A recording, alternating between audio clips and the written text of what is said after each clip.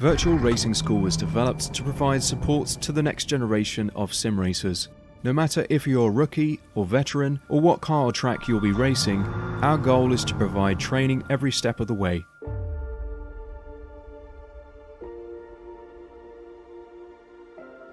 We found that iRacing can be quite difficult without proper training.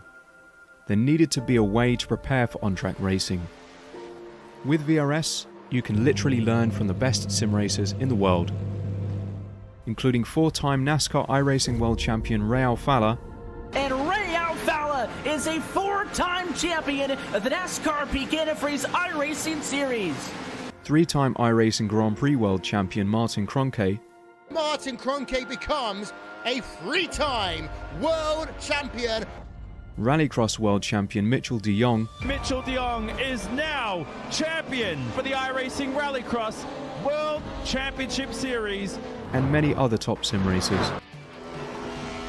Data packs include everything you need to start learning. Our World Championship coaches create the data packs by setting a hot lap or a series of fast laps for you to compare, analyze, and replicate. Data packs also include a tutorial where the coach points out techniques they use to hit the fast lap. This gives you access to the latest driving techniques and setups before you even hit the track. Sign up for a free account and download the VRS telemetry logger. With this application running seamlessly in the background, your laps automatically start syncing to the VRS website. From there, you can analyze and compare two laps of your choice, whether it's your data, the coaches, or your teammates. VRS will automatically target improvement opportunities so you can get up to speed even faster. VRS also makes it easy for you to request and schedule one-on-one or group coaching sessions. These sessions can range from 30 to 90 minutes, and you can select the car, track, and setup combination of your choice. Visit virtualracingschool.com today to sign up and get started.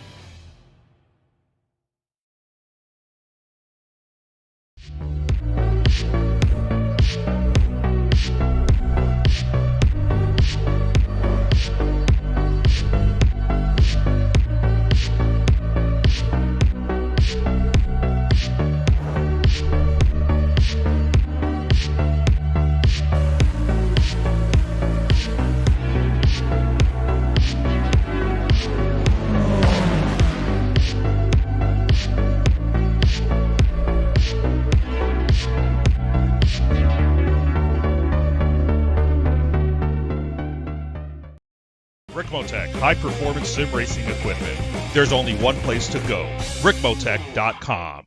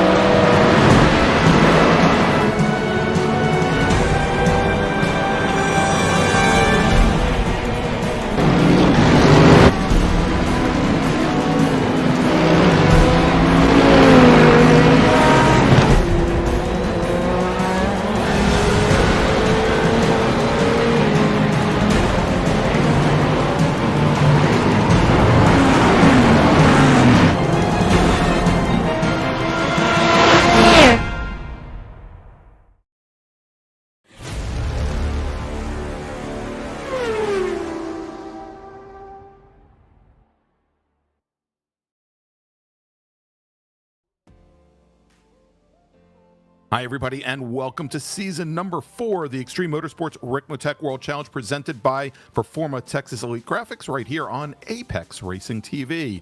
Embarking on a 7-round sojourn around North America's and Europe's most storied tarmac, we once again bring you a brand new season, and we're going to shine the spotlight on some of the best LMP2 and GT3 drivers from around this very world. I'm Greg Ginsburg, and joining me in the announce booth, as always, is Larry Lefty McLeod. And of course, we once again have Dennis Branch and Jonathan Grabowski bringing you all the best views of tonight's action. And so tonight, it's only fitting that we kick off Season 4 at the World Center of Racing, and the facility that in 1959 replaced that sandy, we'll call it a road course, built on the beaches of North Florida to become not only the first oval in the United States other than Indianapolis to stretch over 1.5 miles, but also it was the first multi-purpose race facility with an accompanying road course. The layout has been changed somewhat over the years, but tonight we race what the natives call the sports car circuit, the same 3.5 mile, 12 turns made famous at the Rolex 24, which of course is coming up in just a few weeks, and where our drivers will have to balance outright speed with handling on a low grip, very flat infield course.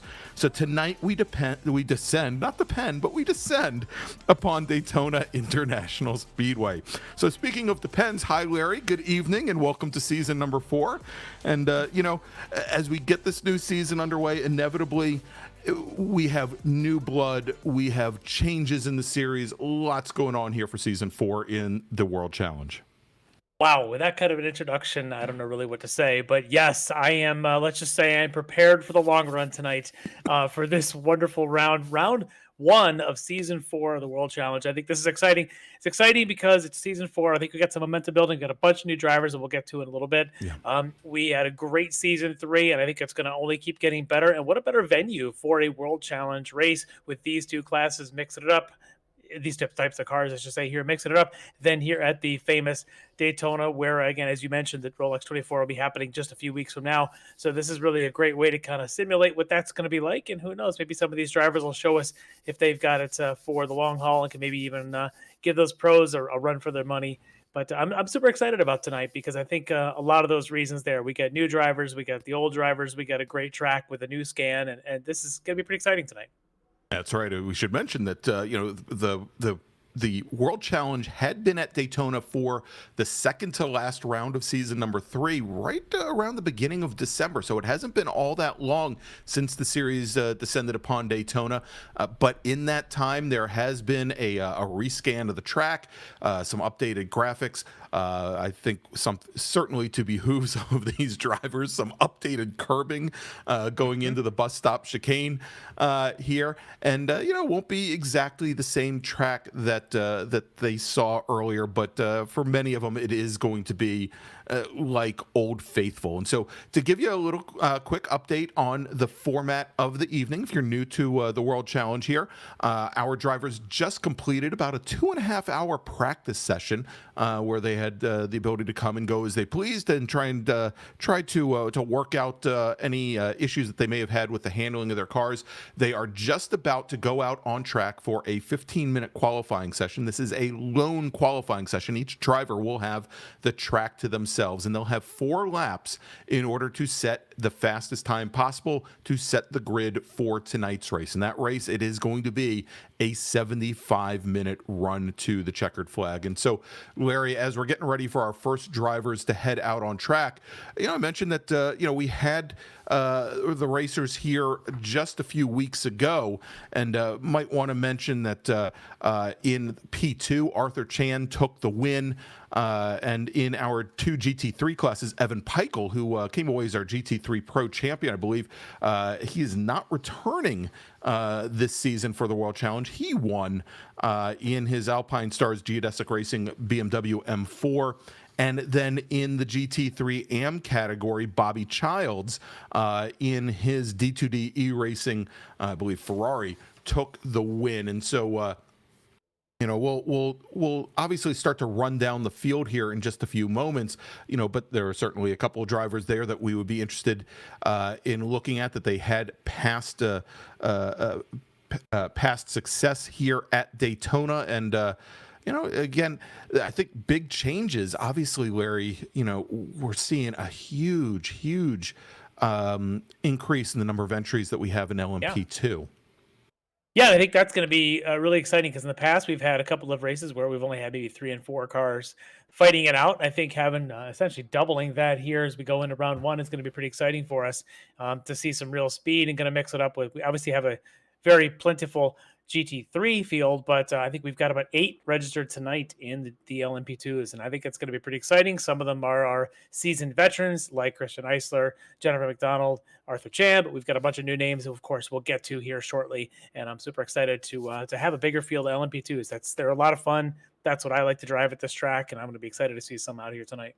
All right, well, we'll see them out for qualifying here in just a few moments. But first, Larry, why don't we turn things over, as we always do, to Kevin Ford. He's going to give us tonight's track guide of Daytona International Speedway. Welcome, everyone, to Daytona International Speedway here in beautiful, sunny Daytona Beach, Florida. Great to have you with us as we provide your track guide today around this 3.56-mile road course. We will start our guide today from the beautiful 31-degree banking here at Daytona. That's right, the world center of racing, where speed and agility and endurance is what it's all about. Coming out of the NASCAR Turn 4 or Turn 12 of the road course, we're going to pick up some speed heading down to that stripe here at Daytona as we cross the starting line and head down into Turn 1. Boy, this is a busy corner, heavy on the brakes here, down through the gears. With traffic, this corner can be very difficult. You want to get a good launch up off this turn here as it takes you into Turn 2. Very slight little S section, and then down into Turn 3 here, the infamous International Horseshoe here at Daytona. Tight apex corner. Want to get right out to the outside there to get a good launch, get some speed up through this very fast internal section of the road course, around Turn 4 here, and ultimately down into Turn 5. Heavy braking here, late apexing corner, let that car rotate, get right back to the bottom, and track it right out to the outside. This will bring us to Turn 6 here. This will bring us right back up to the banking as we come down off the brakes and get right back to throttle. Very difficult there, off camber and very slippery. Tough turn to get that traction to bite as we come back up onto the 31-degree banking through Turn 7. Of course, this section right here is the best opportunity for overtaking your competitors, as there is an enormous amount of slipstream here at Daytona. And coming down into the bus stop, you'll see a lot of changes in position happening here.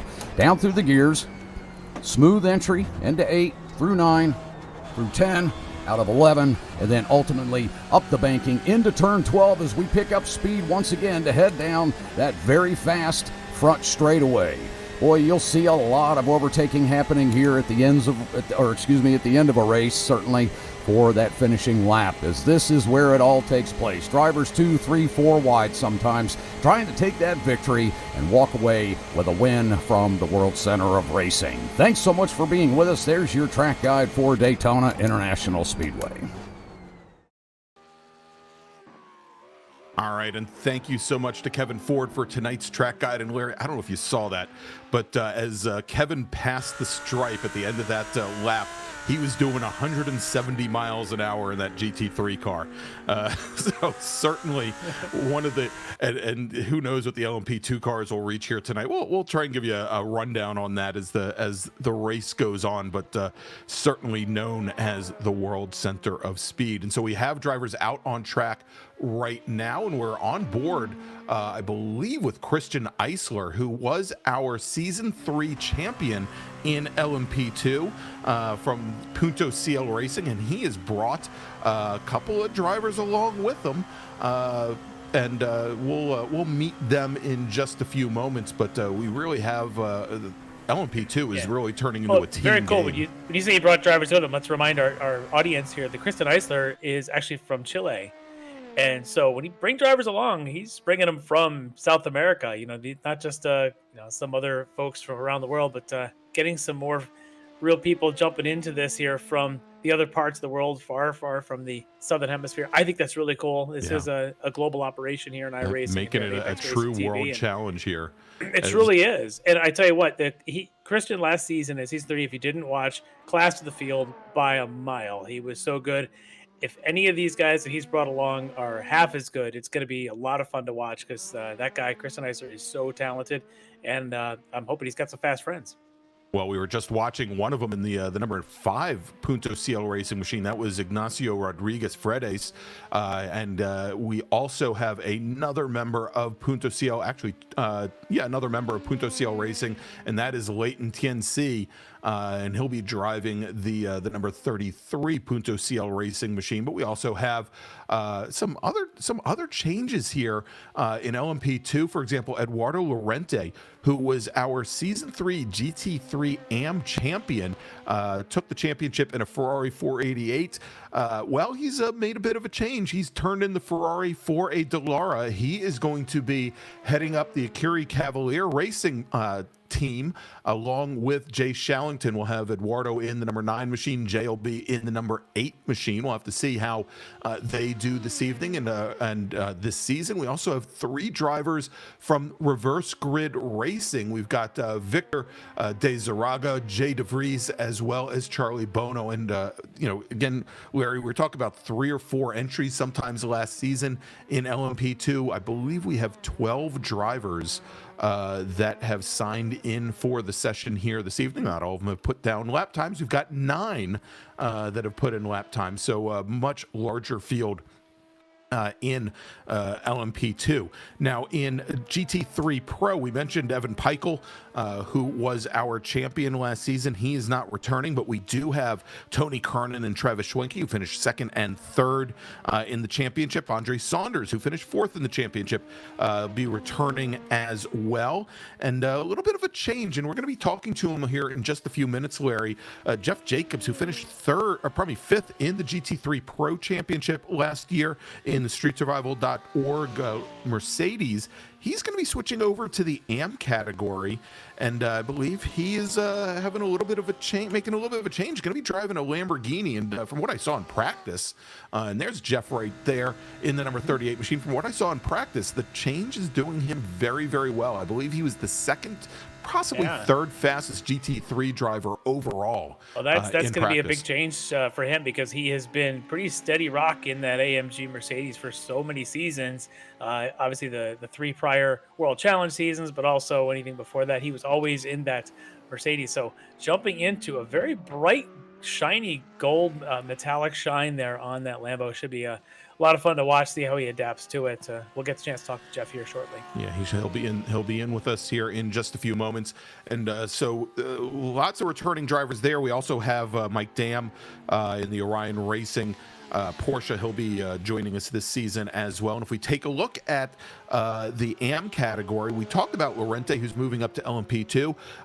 Unfortunately, Julian Bell, who finished 2nd in the championship last year, I don't believe he's running with us this season. But we do have Steve Daniel, who will be with us here. We've got Russ Ruddock back as well. So a lot of the old regulars back here, but we have a number of new drivers as well. For example, we've got Robert Brist, who is in GT3 AM. He's going to be running. Don't think that the AMG Mercedes won't be represented now that Jeff Jacobs has moved on to Italian pastures. But Robert Brist will be running one of the AMG Mercedes in the AM category. Caleb Lavender, who raced in LMP2 last season, he's coming back after that season. Why he's coming back to the GT3s. He's going to be running one of the Audi R8s in GT3 Pro. So we'll definitely have to see how he does this season. And again, we'll have John Casey. A little bit of a change here. I think John Casey in the 046 Racing entry. I believe he had been running a Porsche last season. He is moving over to Ferrari. So definitely some changes here. There's John in that beautiful blue, black, and green livery. Yeah, very cool. Very unique looking livery on there. Name kind of branded right across the front of it. It's always cool. You can identify him very quickly. It always helps us, us announcers, we're not so good at this kind of stuff. So when you can see your name across the front of the car, it makes it easier. And Larry, this is where I'm supposed to say that the drivers with the green mirrors will be in our GT3 AM category. And his mirrors aren't green. They're not green, but they are black. So somebody hang over the barrier there with a spray can or something. Some Krylon or something. There's some green mirrors on Steve Daniels' Ferrari. He's back in the classic Ferrari for Steve. Again, Steve last year finished has a pretty good finish is in the GT3M group. So looking forward to kind of getting back into it this year. Let's see, as you mentioned, one of the drivers moving up to another class, another driver not back this season. So who knows who's going to be there? But you did mention Jeff Jacobs dropping into the M class. So there's going to be a lot of fun seeing who the names are that could take an early lead in the season here in the AM category. Yeah, and I think it's going to really, I think his move into the AM categories are really going to shake things up. So now that we do have a shining example on the screen there, and I just noticed the airbrushed streetsurvival.org on the roof of that Lamborghini. That is very cool. So our AM category GT3 drivers, you will be able to pick them out first on the timing tower on the left-hand side. You'll see the green numbers by their names, but they'll have those green mirrors. They've got the green number boards and they've got the green windshield banners, whereas our pro category drivers in GT3, they will have the red mirrors, the red number boards, as well as the red windshield banners, and look, even the end plates match that color as well on their wings. And I don't think you need us to tell you what an LMP2 car looks like. They don't look like a GT3 car. So they look like something fast and fun, if you ask me. That's absolutely right. And there you go. They'll have just to keep up the pattern here. They will have blue mirrors, blue number boards, blue banners, and blue end plates. So there you go. Here, as we are now almost done with qualifying, Larry, we've got just about a minute and a half remaining, and Christian Eisler, again, our champion from last season in LMP2, fastest driver to put in a lap time, and most of our LMP2 field have put in their four flying laps. Eisler turns in a 131.69, almost 35 hundredths of a second up on his teammate Ignacio Rodriguez Fredes. Then Arthur Chan returning. Arthur in the Axon Solutions machine, the number 50 machine, third fastest at a 132.37. If we go and take a look at GT3 Pro, Caleb Lavender in that 333 Audi R8, a 142.443, and I believe that's a D2D e-racing machine. Then John Allen. And good to see John Allen back with us here in the World Challenge. He is in the number 101 machine. There's John, that beautiful Lamborghini, and he's only 13 hundredths of a second off of Lavender right now. And John, I believe, is on his final flying lap. And coming off of his win in the Classic Sprint Series last week, if you didn't catch that, you can always go back and watch those replays, or make sure you tune in next week for round 2 of that series. John, one of the strong competitors in those Miatas. A little crossover promo for you. That's right. And of course, you can find all of that on the Apex Racing TV YouTube channel as he crosses the stripe. Let's see if he leapfrogs Caleb Lavender. He does not. He turns in a 142.49, 5 hundredths of a second off of Caleb Lavender there, or I guess to be exact, 44 thousandths of a second. Travis Schwenke, third fastest. And if we take a look at GT3 AM, and I believe all of our AM category drivers have completed their 4 flying laps, Jeff Jacobs, and we're still waiting for him to appear in the green room, fastest of the AM drivers with a 143.18. And Larry, starting to think that we may not see Well, maybe he'll talk to us on his pace lap, because we've got the starting grid, and Jeff Jacobs decided that you know what? I think he decided he'd rather talk to us after the race instead of before. All right, so let's go. Go ahead. I'll get started here with our grid. Let's get it started with the fast of the fast here in LMP2, and on the pole, he was our season 3 champion in this class, Christian Eisler in the Punto CL Racing outfit. He'll be lined up alongside his teammate Ignacio Fredes, front row lockout for Punto CL Racing. Row 2, a prior champ in this class, I think it was season 2, Arthur Chan. He'll be lined up with Jennifer McDonald out of BTL Motorsport. Row 3, 10C Leighton, Punto CL Racing's third driver in the field. He'll be on the inside alongside Jay Shallington from Ecure Cavalier Racing on the outside, row 3. Row 4, Eduardo Lorente, Ecure Cavalier Racing's other driver. He'll be alongside Victor De Zaraga from Reverse Grid Racing. On row 5, Jake Gertzen, also on Reverse Grid. He'll be lined up another one of his teammates, Jay DeVries. On row 6, Oleg Vorotnik from Sim Solutions Designs. He'll be alongside another one of our Reverse Grid Racing drivers, Charlie Bono. As we move on over to GT3, in the pro on the pole, Caleb Lavender by just 44 thousandths in his D2D racing by Skull Sim Gear. He'll be lined up alongside on the other side of that 44 thousandths, John Allen in the 49 Motorsports entry. On row 2, Travis Schwenke from Orion Racing. He'll be alongside a teammate, Mike Dam, on the outside of row 2. Row 3, Tony Kernan from the Kernan Motorsports alongside D2D E-Racing's David Payton. On row 4, for Mohawk Racing, is Andre Saunders lined up against another GT2 E-Racing driver, Chris Thorman. On I think that's it for row 4 at GT3 Pro. We go on to GT3 AM on the pole. Just moved into the class this year, StreetSurvival.org's Jeff Jacobs, alongside D2D Racing, Bobby Child. On row 2, Russ Ruddock in the Flying Tortoise Motorsport outfit, alongside Steve Daniel from SKKJ Racing. On row 3, John Casey in 046 Racing, lined up with Robert Brist from RFC Racing. All right, there you go. There is our starting grid for the debut of Season 4 of the Ricmotech World Challenge presented by Performa Texas Elite Graphics here at Daytona International Speedway. And Larry, the pace car is underway. Christian Eisler has the field, and we will see our 3 different classes gap themselves out so that they don't have to necessarily worry about going down into turn 1 into one big huge fireball. And well, and I think that's the point to watch here in the opening is these cars are going to come in with a pretty good head of steam down off the banking into turn 1. It's going to be slippery, especially these LMP2 cars. Their tires take a little while to heat up, and then the field's going to come through the little wiggle down into the international hairpin. That's, I think, where a lot of it starts to get sorted out. So watch for these guys, see if we can get a good clean start in both these fields to make sure that we don't have any big wrecks, because if you get pushed off the track here on the first lap, it becomes a long 75-minute race to try and claw your way back in. All right, and as opposed to years past, Larry, we do have a real live human as a starter that will throw the green flag for the different classes here, as opposed to having these start zones and having iRacing. And we do have a green flag for our LMP2 drivers. They are now underway. Christian Eisler takes the point over Rodriguez Fredes as they make the run down to turn 1 and safely so far into turn number 1 with Arthur Chan running third, Jennifer McDonald in the number 99 machine. She is sitting in 4th with Cincy Layton 5th. Jay Shallington, as they're already now starting to line up nose to tails. We now have a start for our GT3 classes as we've got John Allen. He is a nose up on Caleb Lavender as they make the run down to turn 1. Then we've got Travis Schwenke.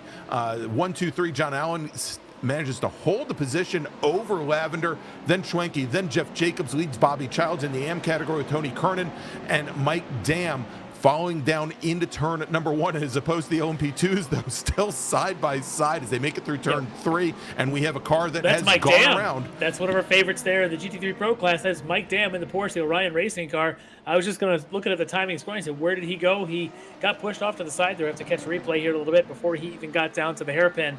That looks like maybe the only casualty so far here in the opening lap. Yeah, it looks like everybody else is straightened out there, but that definitely backed up a little part of the field there. Lavender, Allen, Schwenke, your top 3, have opened up a little bit of a gap over Jeff Jacobs. Tony Kernan has gotten around Bobby Childs, so he's sitting right in the middle of that battle for the lead in the AM category. Then we've got Andre Saunders. He is sitting 5th. Then David Payton 6th in the pro category, and it's a couple more cars till you get back to Steve Daniel, Russ Ruddock, John Casey, and Robert Brist, who are all running nose to tail in Layton, the AM category. As we take look a over look to now. LMP2, Layton trying to make a move on the outside, coming off the banking to get around Jennifer McDonald, trying to take over that 3rd spot. Looks like he's going to make that stick. This could be a pretty good battle here to watch tonight. It's a long 75 minutes, but these drivers are going to go ahead and start battling right here on lap number 2. That's right. All right. So getting around Jennifer McDonald is Cincy Layton in the number 33 machine, but she is still sitting in a pretty good position. A little bit of a surprise, though, seeing Arthur Chan, who lost 2 positions on the start there, started in 3rd, now sitting back in 5th. So not a great start. And he's off right there. Yeah, and he runs wide, going down through. Is that through the International Horseshoe? That's the second. The second horseshoe. Yep. As he runs wide, and he's going to give up another position to Eduardo Lorente as well as to Jay Shallington. Actually, he gives up a number of positions. So Arthur Chan now sitting back in 8th as they come out onto the banking here, the 31-degree banking of Daytona. We'll see if he can draft by before they get down to the bus stop. And it looks like I start to wonder about him, and maybe his setup is better on a warmer tires, and this cold tire evening setup is a tough start for him. Maybe once tires heat up, he'll heat up as well. But look at this, to pass too wide through the bus stop. They're going to hold it. And he gets pinched on exit there, and looks like Eduardo Lorente, he's going to manage to hold off Chan as they come out of the bus stop back onto the back straight. And that little move by Lorente might have slowed Chan down just a little bit. We've got DeVries in the number 21 machine all over the back of the 50, and look at this, right back behind DeVries, Oleg Vorontiak sitting in 10th right now, looking to make up some ground from the outside. Yeah, this could not have gone any worse right now for Arthur Chan, our Season 2 champ in this class. Had a great run last season trying to maintain pace there with the front of the field, but right now he is just fading back quickly. He needs to right the ship and get this thing under control before he gets too much daylight between he and the front runners. Wow, look at this battling going on, though, side by side here and between Chan runs a little Vorotnik wide again. as Vorotnik and Gertzen, I think.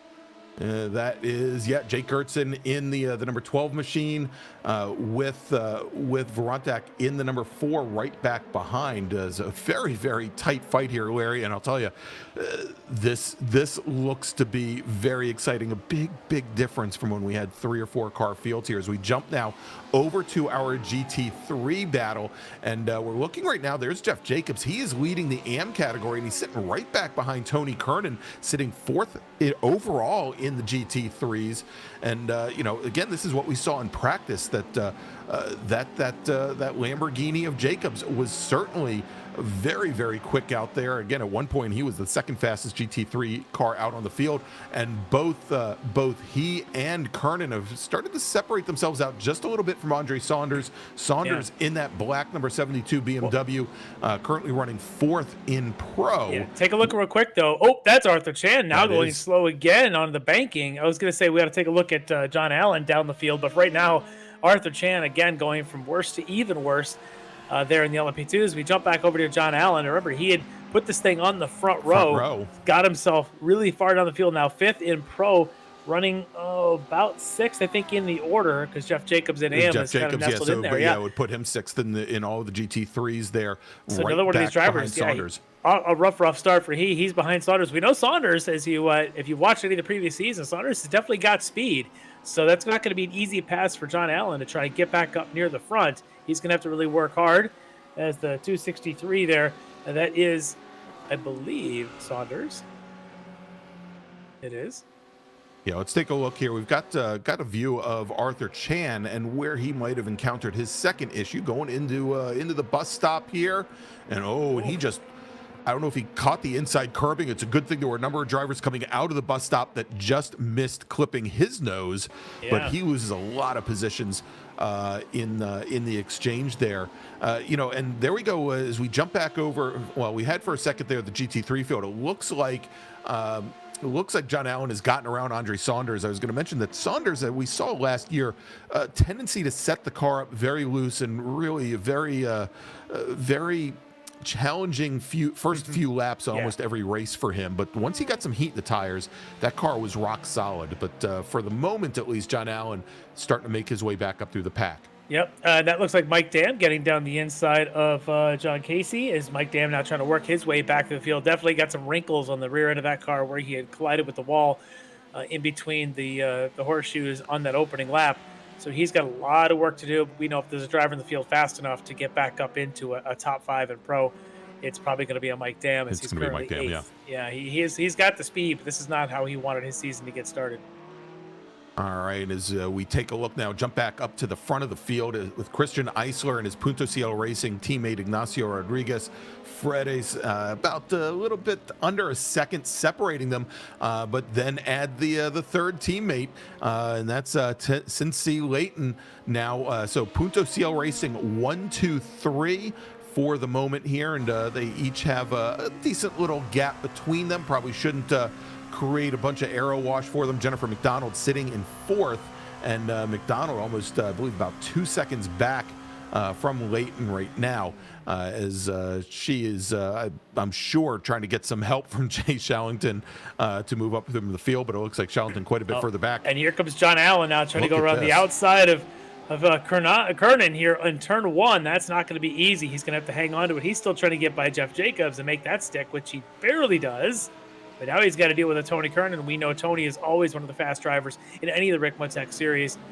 So John knows that. He's going to have to work pretty hard to get around that Porsche. Yeah, fast and aggressive Tony Kernan in the number 7 Porsche there as they come now out of the horseshoe, and John Allen now moving up into 4th in GT3 Pro. As you mentioned, he got around our AM category leader, Jeff Jacobs. As we jump back now over, this is the battle between the 27 of Charlie Bono and then Oleg Vorotniak.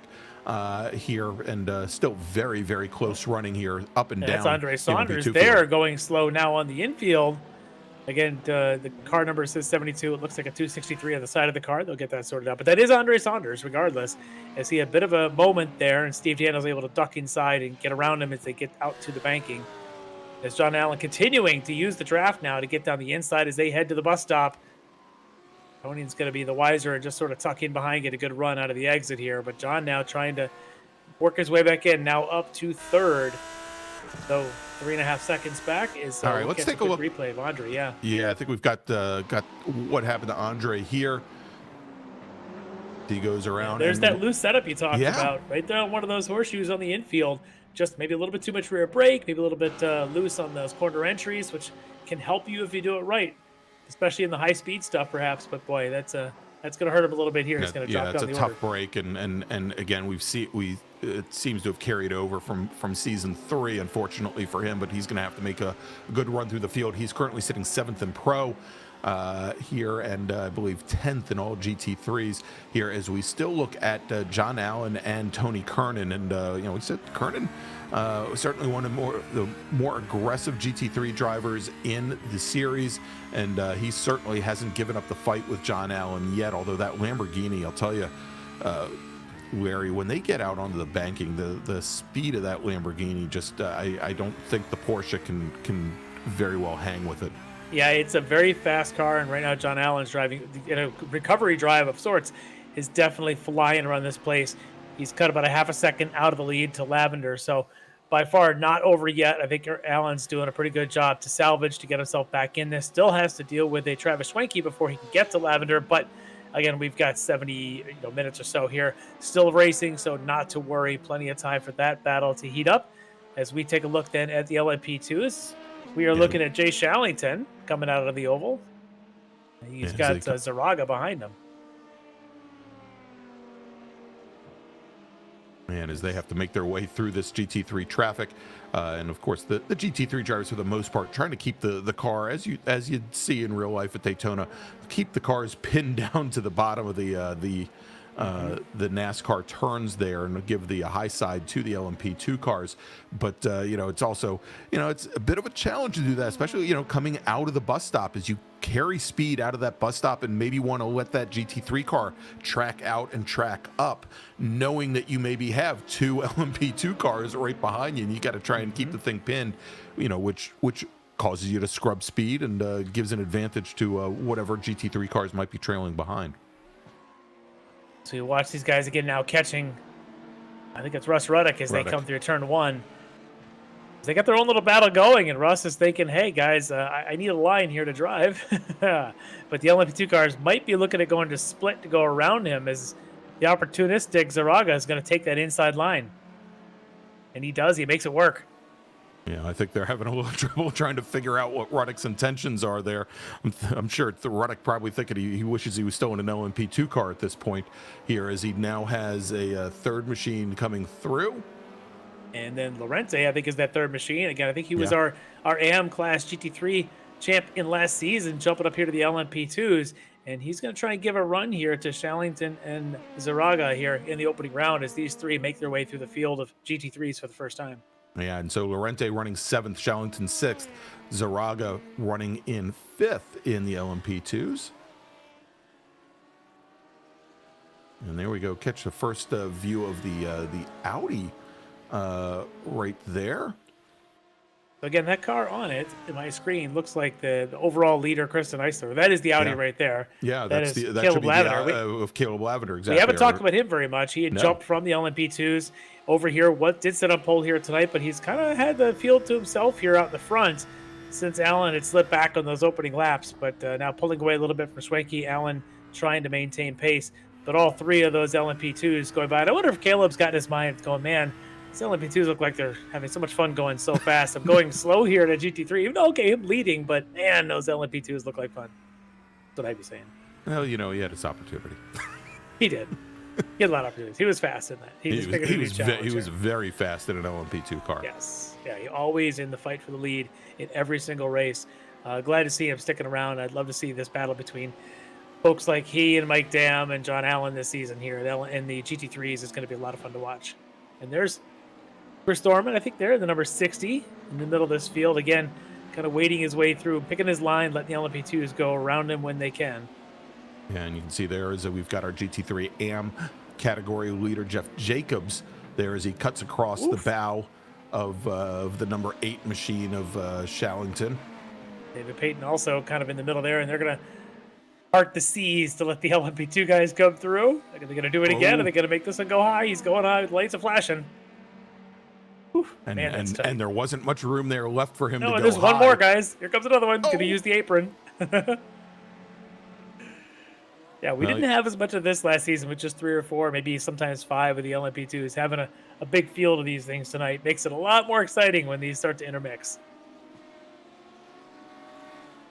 And of course, in a 75-minute race here, we would expect that our drivers each will need to take pit stops. The GT3 pilots will likely need a single pit stop to make it to the end. The LMP2 cars, however, Larry, that they're going out on about a 90% fill of the fuel tank, and I believe that they can probably make it around 19 laps on a single tank. They will need to take 2 stops to get to the checkered flag this evening. So of course that's going to play a lot into the strategy here with this big field. Right, and you would think, naturally, so can we run the first tank down to dry, fill it up all the way, run the second down to dry, run it all the way, and then come in for my second stop and just splash and go. But we've seen strategies in the past. Arthur Chan did it. We saw a few others where the first stop becomes a bit more of a splash, and then the second stop is a full fuel, or perhaps the other way around, where you maybe kind of even them out a little bit. And it may all depend on kind of track spacing. When you get to the end of the first stint, if you just made your way through the entire GT3 field, last thing you want to do is to put yourself right behind it. So you may think about, maybe I'll change my fuel up a little bit so that I have more time out there by myself and less fighting through other cars. As we flash through this battle now, this is TNC Layton running second right now in that number 33. As Layton had got around his teammate Rodriguez Fredes, who had been running second for the first number of laps here, but Christian Eisler continues to lead the field with right now about a 2-second advantage. Getting word now that Chris Thorman may have run off track. We saw him searching for the best place to position his car so he didn't get run by an LMP2 car. But speaking about getting run over by an LMP2 car, look at this battle here. Arthur Chan still, all the troubles in the first couple laps, he seems to be just putting his head down and trying to get this done, but taking chances along the way. I tell you that's doing everything he can, and that not working right there through turn 1. Is still not able to get around Bono. Yeah, so we've got that purple number 27 of Bono, the purple and blue machine, and Bono runs wide. He's been opening the door for Arthur Chan. Chan just cannot seem to take advantage of it. Can't get the run here, and I think just ahead of him, Jay DeVries is probably thinking, keep going at it. Give me a little bit of breathing room there. You could see DeVries in that red, white, and blue number 21 machine. Yes, we got a good look here at that 27 of Bono. A little bit of slip there as he turns in at the apex, but he's still going to make Arthur Chan take the long way around, and Arthur now has the draft. Hopefully he'll get this high side. We'll see if they go side by side through the bus stop here in just another quarter mile. Although, he poked out pretty early, Larry, so I don't think the draft is going to do much for him. Now, you'll see here also that, not only do these cars have their lights on, but this race started the equivalent of about 5:15 in the evening. And so it is, going to get kind of dark by the end of this 75 minutes here. And we might lose sight of those airplanes landing just over the turn 2 grandstand there that sometimes you can see here. They've even put that into the sim, which is pretty cool. But yeah, it's going to get dark here pretty soon, which makes some of the lighting, it's pretty well lit here around Daytona, but still makes some interesting shadows, especially coming off the oval down at a 1 or at the just turning onto the oval again. Good little battle here. And this is Kernan and Travis Schwenke. This is the battle for third in GT3 Pro. But I think the big surprise there, as I say, that's the battle for third, Larry, is that means that John Allen in the 101 machine did manage to work his way back up into second. As a matter of fact, you saw him just a little bit ahead of this battle right now, just ahead of Schwenke. And Schwenke, you'll notice, also running a BMW M4 this season. Had been running not the Porsche. Not running the Porsche 911 like Kernan. Yeah, and he and Mike Dam, of course, the Orion teammates with Schwenke, had been running identical cars for a while, but perhaps this season want to try the BMW. I know a lot of people that tried this BMW. It's got a pretty good punch. It cuts a pretty big hole in the air, so perhaps helping the Porsche along behind it for Kernan to draft a little bit. But a lot of power in that BMW, so that might be the reason why he decided to go with it. Pretty well balanced as well. A little easier on front tires, especially when the Porsches tend to go through those a little bit. But here's Kernan trying to make a move on the outside. Is he going to let him go through? He does. Schwenke going to play nice for this time by. Perhaps get him as they come out of the bus stop. Now with this new exit curbing here at the bus stop is very realistic. They literally just rescanned this thing at the end of 2021, just a month or so ago. So what you see at the Rolex 24 in a couple weeks is exactly like what we have here. It's sausage curbs on the two right-hand apex, and then it's kind of a great flat section on the last apex you re-enter the oval.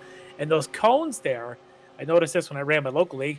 If you hit one of those cones, you're basically going to get the slowdown penalty. Oh. If you miss the cones, you can get a 1x. But if you hit the cones, you're going to get that penalty. At least that's what I had seen. And so I've been watching, Larry, as these drivers have been coming out of the bus stop. There is, and it may be as they're trying to avoid those cones, a lot of these cars getting a last little wiggle from them just post apex, heading up onto the pavement there. That as maybe the cars lighten up, or maybe the tires start to go away on them towards the end of the race, might create some challenges. There's a little bit of a seam. There's something there, and I think in real life it's kind of one of those grates. So it's kind of a low grip mesh sort of grate across there. Yeah. And but here they've kind of modeled that in the sim. I noticed that again running this. I actually got one of those 0x car damage contacts or whatever going across it a few times. So there may be a bit of a bump there, a little something that kind of jars it. So you might see some loose cars coming out. But let's flash to the front of the field. And what we have is a three-way Puente Racing 1, 2, 3, all tight together. Remember last time we checked in, Leighton and Fredes were about 2 seconds back. Eisler's lead is gone. He has now got teammates filling his mirrors. Yeah, they've now been able to draft up. Now, also, we were watching a battle a little bit earlier with Arthur Chan and Charlie Bono in the 27 machine. And I've gotten word that Bono had gone off. He's dropped down through the order. There's the 27 machine. It doesn't look that much worse for wear. Maybe a little bit of damage in the right front. I don't know if we can possibly see what happened to him. Yeah, again, sometimes you start battling just to get through some of the GT3 traffic, and a little contact tends to happen. You can spin in some of the places around here a long ways before you make contact with the wall, but they are there if you manage to go a little too far. All right, I'm getting word from Dennis in the trailer there. They had a little half spin, so lost a little bit of ground there. He had been running up in 7th, and now drops back to 11th. Of course, he started at the tail end of the field, so he's still a net 1. But I'm sure he'd like to find his way back towards the front of the field here as we go back, continue to watch this battle with Kernan and Schwenke. These guys have dropped back. Remember when we looked at Allen working his way through the field, he's about 3.5 seconds back. He was in 4th. Kernan was also in that point. Schwenke was about a second or two behind Lavender. All that's been shuffled. Now Allen has taken another 8/10 or so out of Lavender's lead. He's chasing him down. These two are now 2 seconds plus behind Allen, and as they battle, I'll probably continue to lose ground to them. And there's a good shot of John Allen currently in the chase mode, and there is Kernan and Schwenke running 2nd and 3rd. Yeah, and they've swapped now a couple times. That's right. So last time by, Allen knocked about 2/10 out of Caleb Lavender's lead. They're flying right now. Those guys are running mid 43s. 43.3 last time by for Allen, 43.5. Only Tony Kernan's 43.9 was anywhere in the 43s. The front and everybody else is in the 44s and 45s, exactly. Yep. A couple of teammates here. Looks like the 64 of Peyton and the 88 of Bobby Childs. And the two D2D iRacing teammates here. And they are running, again, Bobby Childs right now running second in the AM category. With Bobby his with the Peyton. Bobby with the green windshield banner mirrors and end plates with the red trim Ferrari, and the exact opposite on Peyton, the green trim Ferrari, but the red mirrors because they are in different classes. You've got Peyton in Pro and Charles in AM. Charles was a strong competitor in the AM category last season, won a couple of rounds. I expect he'll be in the fight as this season goes on. Currently running second, about 4 seconds back right now. Jeff Jacobs ate his Wheaties this morning. Free plug for them. And he has definitely pulled away from the field, but it's a long, long race, far from over. Bobby's, one of those drivers, when he settles in, is going to make sure he's there in the end. So we'll kind of keep an eye, about 3.5 seconds between them, but don't count out Bobby yet. It's too early for that. He's a strong driver in this field. All right, Larry. So as we're now just a touch under 25 minutes into the 75-minute race, we're getting pretty close to that first pit window for the LMP2 cars, as we're about 16 laps in. And again, we thought that they could get probably around 19 laps or so. In fact, Charlie Bono's already taken his first stop. There you go. So yes, we're definitely in the pit window. I think there's a definition of pit window when somebody takes it. So we will keep our eyes on that, especially those top three still running essentially nose to tail. But also here in the middle of the pack, we'll kind of keep an eye on them as there are top three making the way around. I think that's Mike Dam that they're passing. We'll see if these guys, being teammates, act like teammates and kind of come in sort of in sequence together, or if maybe there's a race within the race with these guys, and to see if somebody peels off and tries a different strategy, maybe short fuels the car this first stint and then goes out there and makes a longer second run. We'll have to wait and see if the teammates play the team orders or try something unique. And you can see there, Larry, as Leighton came out of the bus stop, rear end kind of walked on him just a little bit, had to get that car straightened up. He didn't have a lot of time to do it because he was coming up on Andre Saunders' Mohawk racing machine, but the perfect time to catch Saunders too. Didn't catch him in the bus stop, catches him coming out. Just out, exactly. Man, look at these guys. So hard to get that car broke all the way down. He's a little bit of a slide, didn't quite make it all the way down. Nope. Gonna lose some ground though to his teammate. There you go. And his other teammate needs to check up just a little bit and doesn't try to force the issue. But you can see even there where Rodriguez, Frede's having a little bit of an issue there with the rear end of the car walking around on him. There's a lot of torque in this engine. It's not the highest revving motor, but plenty of torque. And on these low speed horseshoe hairpins here on the infield section, not a lot of aero doing a whole lot of good to keep the back tires planted. So plenty of opportunity to spin that back end if you're not careful. The car's got a lot more grip when you're coming into one than it does through those horseshoes. All right, we're watching right now. This is the battle for fifth. Jay Shallington, we got Victor De Sarago, we've got Eduardo Lorente, the trailing car there, the number 9 machine. Good little battle here going on as this race continues on. We'll take a look here as Shallington he's about 10 seconds off of Jennifer McDonald, who's sitting in fourth, but a good little 4-car battle there. Yeah, I think right here it's Arthur Chan still trying to get his way through, but look at him. He's got the double draft, but can't go anywhere with it because he's got to step by 2 of them. He's going to try and make a run getting off of the bus stop here, these guys, but great run there for Zaraga. So good that he had to check up. I was just going to say, it looked like he had to get out of the throttle there. Yeah. I wonder if Shallington picked up the slowdown penalty because he completely backed off when he came out of there. And you can see now there's Eduardo Lorente leapfrogs them all. Ruddock just sort of in the middle of the track going, I've got nowhere to go, guys.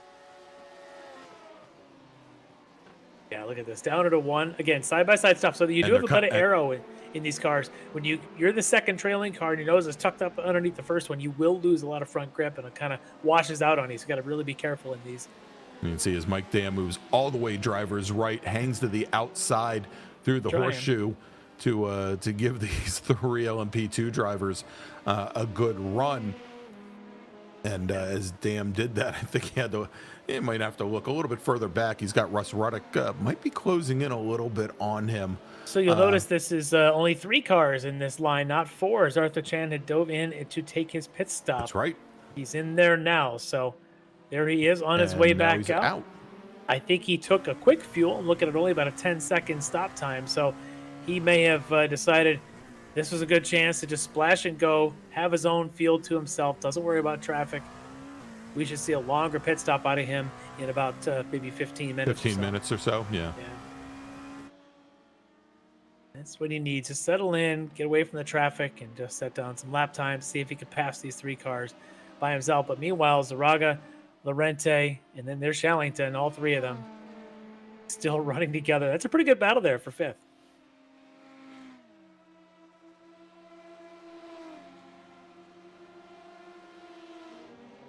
All right, jump back over to the lead. And as our Punto CL Racing trifecta come up on Tony Kernan's number 7 Porsche. Ooh, and yeah. Looked Tony like, not leaving a lot of room. No, well, I don't think there was a lot of room for Tony to give, but looked like might have been a slight rub of the nose of Leighton's number 33 machine and the Porsche from Tony Kernan. Yeah, I don't know if Kernan maybe didn't anticipate he was going to dive in there, because Kernan was on a pretty tight line and was not about to give any of that line up for the LMP2 car going by. But, no harm, no foul, no contact, we're good to go. And on again, as our leader, Kristen Eisler, continues to just pound down the lap, still running low 33s. He is just flying around here. And Larry, if we take a look now, as we have our Punto CL Racing trifecta going through, getting one of the drivers has now gotten around Caleb Lavender, our GT3 Pro leader. Not all that far back is John Allen in the Lamborghini. He is only now about 1 3/4 seconds back. Might have lost a little bit of ground as the LMP2 cars got him as they were going into the bus stop. I only wonder how much tire John Allen's going to have left in the 65th to 75th minutes of this race, because he is using up every bit of that car right now to try and chase down Lavender. And you can see it. There's not much daylight between them, just that 2 seconds. Pretty impressive. Also, on a quick note, we were watching that battle of Vorotniak, Lorente, Zaraga. They have now, 2 of the 3 have pit, and now Zaraga, the 3rd of those 3, is in for his first pit stop. So we're starting to see some of the LMP2s really funnel through for their stops. Still waiting on the top 3 of Eisler, Leighton, and Fredes, as well as 4th and 5th, McDonald and Gertzen, still yet to stop.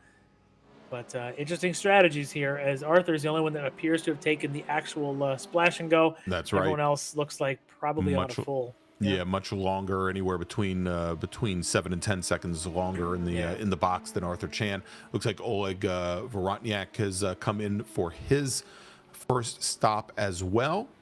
There he is in the number 4 machine. So all the LMP2 cars starting to funnel through. We'll have to see how much longer our 3 leaders from Punto CL Racing can go. Again, we anticipated. Big spin on the outlap, on the out of the pits there for Zaraga. And he might even catch a penalty for unsafe pit exit. Sometimes you catch those if you're not careful. But I know that exit. It's really tough. It's you'll pull straight ahead down the pit lane. All of a sudden you get to this concrete wall on your outside, and you got to make the super tight pivot to start heading back down the short straight before the International Horseshoe. And I think that just bit him a little bit. Probably covered the grass. And you can't underestimate how just 25 seconds. Running wide is Cincy Leighton, but manages to hold off his teammate, at least for the moment. It's hard to see how 25 seconds or so in the pit box could cause the tires to lose that much temperature that they become that loose. But it's something you see quite often. And I'll tell it's you, just Larry, generally, I don't know if it's a tire temp, it's just generally slippery coming out of there, and it's a very tight corner. And it's hard to, you can see the side profile there of these cars. These are very long wheelbase cars. They don't like tight corners. So to get this thing around there without either hitting the wall on the outside or the grass the inside is not an easy task. I have a lot of respect for the pro guys that do this for 24 hours. I tend to do what we just saw that driver do, but it's definitely not easy. So I'm kind of surprised you don't see it more often. All right, so as we wait to see when those top 3 drivers will come in, Cincy Leighton, the number 33 machine, currently running second. Not the strongest lap for him the last time by. Had a couple corners there where the rear end started to push on him, or had the rear end push on him quite a bit. Yeah, I think he was driving with the mirrors, if you ask me. He had his teammate, Fredes, behind him, and I think he started watching his mirrors more than watching what's in front of him. And sometimes when you do that, you miss your braking point by about 5 feet, and all it takes is, and here they come in right now, but all it takes when you do that is just a little bit of a blip of your concentration. Next thing you know, you're braking late and pushing wide in the corners. But look at this, Freitas and Leighton side by side down pit lane. Oh, and that's contact. Yep. You don't go shadow cars until you're behind that line. And there you go. Looks like the 50 car has made his way in, or probably the 5 car has made his way in. Ignacio Rodriguez, and then Cincy Leighton, who I think thought his pit stall was maybe a little bit a little bit closer. Yeah, had to then stay back to the outside and gets into the box. And let's see. The only car we're waiting on now is Eisler, who there he is, still out there. I would expect he'll be in this lap at 33 minutes and counting on his first load of fuel. Don't think he can make it to the end, but I've said that before. We saw a race I think where he served a stop and go penalty, and that was enough for him to be able to forego an actual pit stop. And it wasn't even a stop and go. If you remember, it was just a drive-through. And I almost wonder if this is the kind of track. Remember, we had a very short warm-up lap, right? It starts on the back straight right before the bus stop. If he were to just drive through, go as long as he can, do a drive-through in some lap, finish out that tank of fuel, basically self-serve a penalty, because he won that race when everyone else took a full second stop. That's right. All right, well, let's see here. Now here he comes into the pits. At the 34th minute. And he'll be in the pits for 30 seconds to 45 seconds. And see where he comes out next to his teammates, Freitas and Leighton, who are ahead of Chan. And both Freitas and Leighton, fairly similar times, 29 seconds, almost 30 seconds in the box, 31 seconds. But do you notice that Chan is with them on track? Yes. So this is good for Chan if he wants to maintain pace and get ahead of that pack behind him. And there he is, going around. I believe that's Bobby Childs. But look at that. He wants to get in the draft of those two in front of him so he can maintain pace with them, because that will extend his race and give him a shot to maybe get by some folks in the field there. All right, well, Larry, as Christian Eisler now is heading back out on track, and let's see if he can hang on to the overall lead here after our first pit stop. It's going to be, I think it's going to be somewhat close here. But yeah, he's going to manage to hold on, and he was again in the pit box for about the same time as his two teammates. Now that the majority of the LMP2s have cycled through, Larry, let's take a quick break. Let's thank some of our sponsors, and when we come back, we'll carry the action all the way to the checkered flag. You're watching the Extreme Motorsports Ricmotech World Series presented by Performa Texas Elite Graphics, and we'll be right back.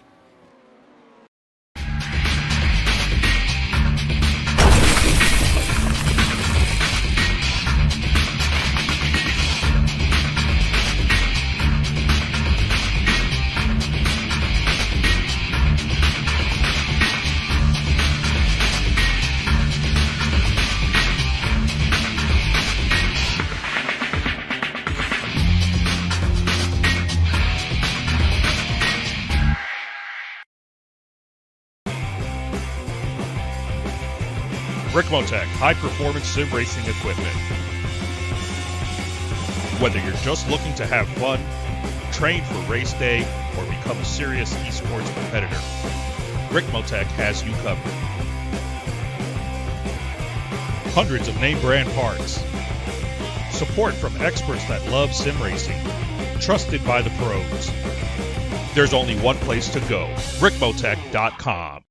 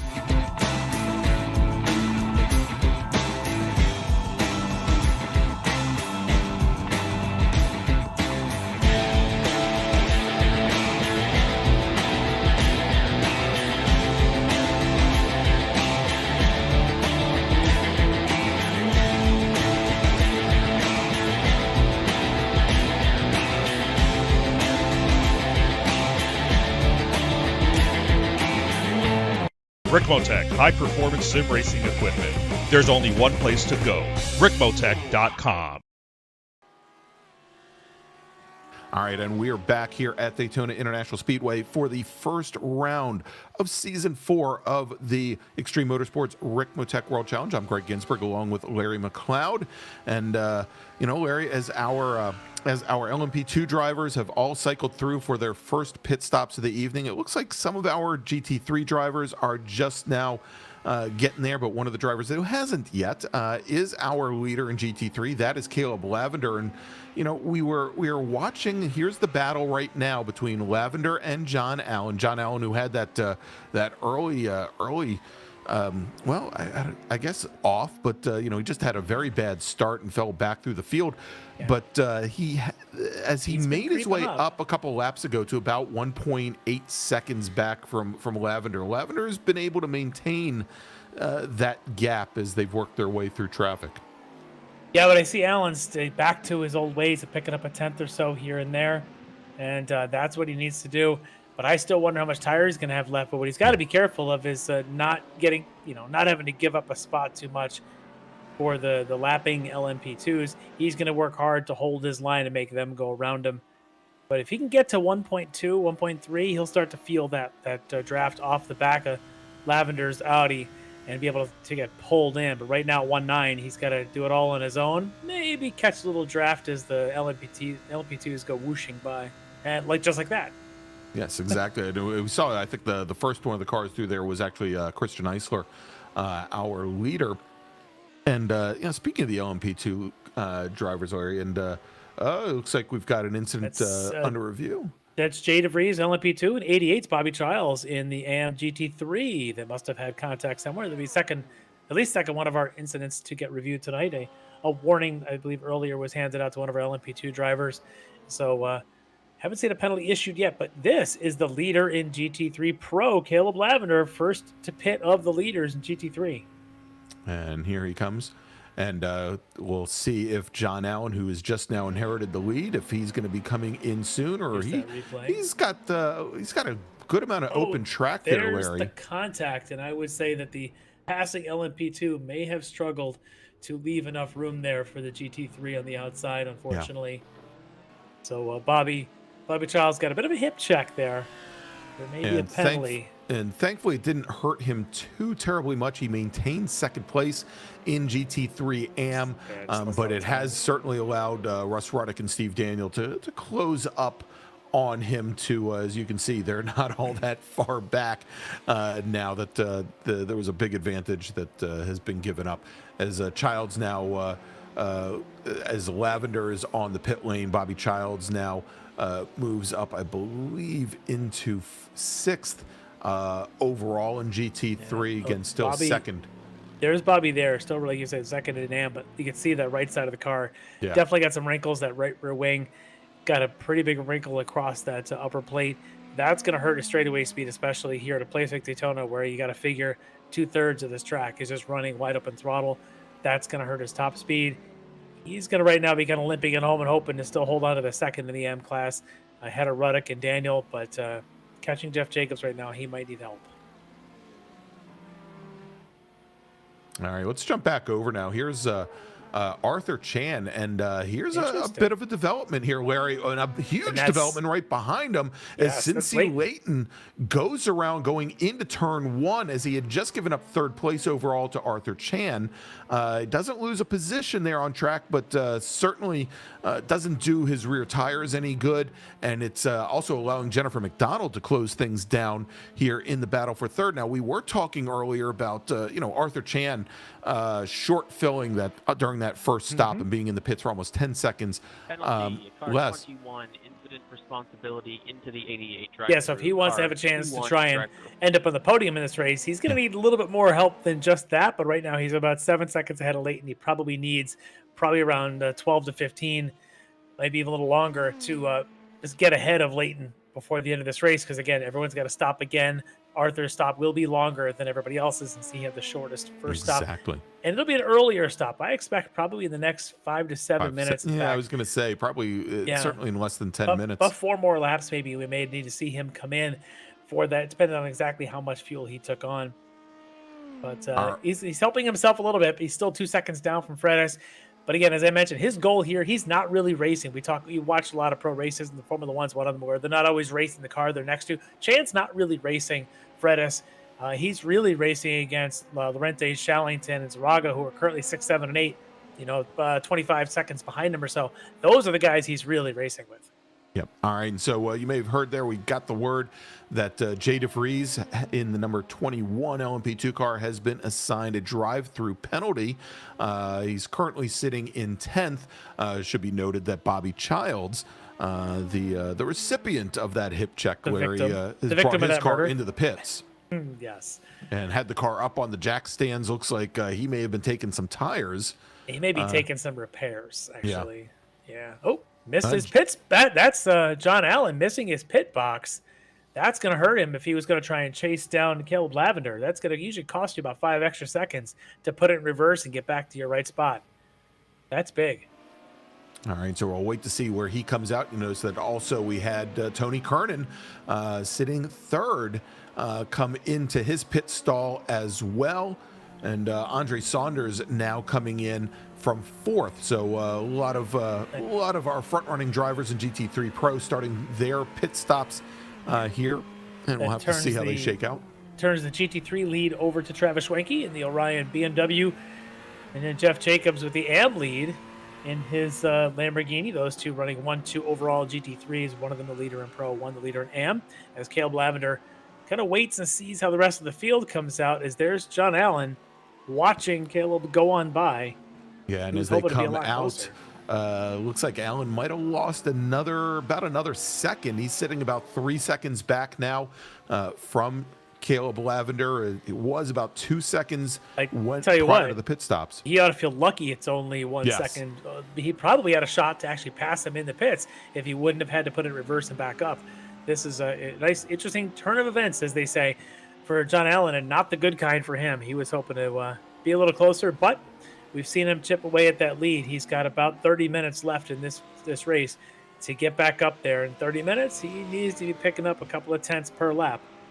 If he wants to probably catch the big winner in all of this and this whole exchange is Tony Kernan, who's now only sitting another couple of seconds back from John Allen. I think he ended up picking up close to 5 seconds on John Allen in that pit stop exchange. So, yeah, looking at it, Allen's pit stopped in the box, which I think includes his backup, 2.5 seconds longer than Lavender and 3 seconds longer than Kernan. Yeah. So both those guys, and what that means is that I think John Allen had a really good shot to pass Lavender in those pit stops. That whole miss in the box definitely cost him a bunch.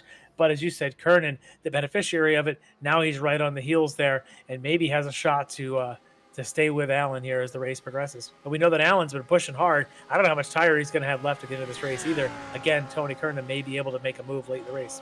All right, so Travis Schwenke pits in from the lead in GT3 Pro. Jeff Jacob pits in from the lead in GT3 AM. That moves Lavender back up into the overall GT3 lead. And here comes Travis Schwenke now returning. And let's see where he comes out compared to Kernan and Allen.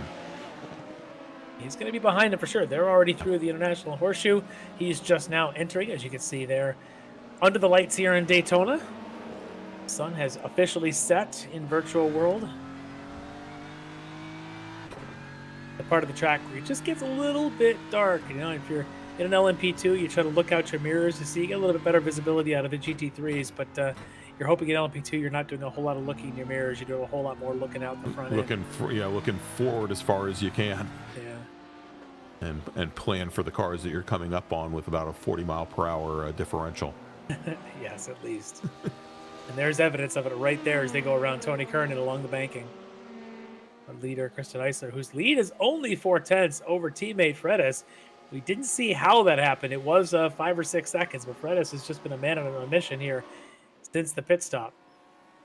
Yeah, and all since the pit stop, Larry, because there was a pretty good size advantage that Eisler had built up on the couple hero laps that he had put in just before he came into the pits. Eisler slowed down. Look at those lap times there. Yeah. Eisler 35.4, 35.1, 34.7, 35.1. He's been running 33s, and that's what Fredis has done trying to catch him. You can see the deltas there.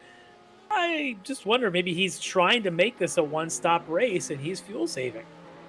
No, that would be one heck of a strategy, Larry. Yeah. But you know, given the number of laps that he made on the first stop, I mean, it's not that far out of reach. Yeah.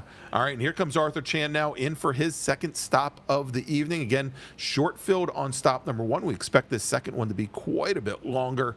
We'll see where he stands when he comes out compared to I'm watching Shallington, Zaraga, and I'm watching the Shallington, Zaraga as they just went by him. But again, they're going to have to stop again as well. Right. Arthur would like to be within about maybe 50 seconds of them or so when he comes out. He's right now probably about 30 seconds or so accounting. So we'll see where he is when they come out. As there he is. He's not that far back. We'll get a better reading on this as the laps go by. But for him, he's hoping that he just did enough there on that short stop to be able to get along by them and have a shot at 4th place or 5th place. Jennifer right now is the other one he'll be battling with. She's got 4th right now. Pretty good strangle on it. All right, and so we take a look there, Larry, at how much time he spent in the pits that time. About 10 seconds longer than his first stop. Yep. So, and more on line with what we've seen most of the drivers put in, although actually a little bit shorter than some of the LMP2 drivers put in for their very first stop. So we'll see. He may. I mean, I'm sure he's going to have enough fuel to get to the end here, but it's going to be pretty close for him. Yeah, and all these guys, they use some of these software that you can buy to help you calculate these crew chiefs and whatever you want to call them. And he's probably using one of those that on his first stop, he took an estimated amount of fuel, didn't have to fill up. The second stop, he may not have had to fill up if he didn't actually finish the tank from the first stop. Because he had an opportunity here to choose when he makes a second stop. So that's the one piece we don't know is how much did he actually take the first time. All we know is the last time he took enough to finish the race. Ooh, and look at there as Eduardo Lorente decides to use a GT3 car as a pick against Jake Gertzen, and Gertzen's still trying to find his way by, but I think Gertzen at about 160 miles an hour found he might be running through Jeff Jacobs' Lamborghini there, that there was just a bright yellow blob like the sun directly in front of him. Jeff Jacobs just literally went street survival mode right there as he's looking all around him, and all of a sudden had an LMP2 car coming up on him at about 190 miles an hour, and to figure hopefully this guy's going to go around me. But again, it all clear heads prevailed, and Jeff's still running. But yeah, that was a great move there for Lorente to be able to use the slower GT3 car to his advantage and gain a little bit of track position on his rival. Right. All right, and you're watching right now is, again, this is our GT3 AM leader, Jeff Jacobs. He's got David Payton in one of the D2D iRacing machines right behind him. And, we saw earlier where Steve Daniel had that had the coming together with Jay Shallington, and that's really dropped Daniel back very far. Daniel, who had been running with his teammate, his D2D iRacing teammate early on in this race, has now fallen back into third in GT3, and it looks like it's GT3 AM, pardon me.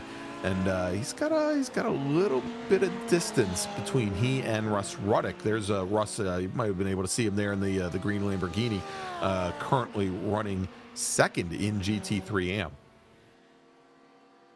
Yeah, as you've got them running in the AM, and you had a good shot there of Mike Dam. There he is, trying to get around Steve Daniel, as he's also in his own recovery drive. May have done some repairs to that car. Looks a little bit straighter than I think it did earlier in the race. Well, look at the rear. Yeah, I see the rear wing actually looks flatter. Yes, it does. May have decided it was worth the extra little bit of time in the pits. Yeah, his pit stop was a minute 36, as opposed to 26 seconds like everyone else. But it looks like fun racing and good practice for him. And Mike Dam always out here for practice, even if he's not going to have a good points finish. Some of these, you learn a little lesson, you gain a little knowledge, and you work on it for the next round. And Mike Dam is definitely not out of this for the season. It is a long season here in the World Challenge. All right, Jay DeVries,